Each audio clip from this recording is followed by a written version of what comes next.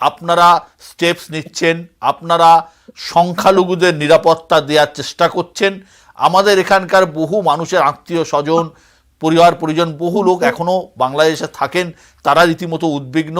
কিন্তু আপনারা মনে করছেন যে সংখ্যালঘুদের নিরাপত্তা আপনারা দিতে পারবেন না। আমি এই জন্যই আপনাকে বলছি, নিউজ মানে আপনাদের নেটওয়ার্ক তো অনেক যথেষ্ট রিচ, আপনারা এসে আসেন না, বা পারলে এখানে একটা ব্যুরো অফিস খুলেন। হ্যাঁ, খুব বেশি খরচ না। আপনি অনেক বাংলাদেশে 1.5 কোটি হিন্দু থাকে, আপনি এসে বাংলাদেশে এসে নিজেরা রিপোর্ট করে দেখে যান।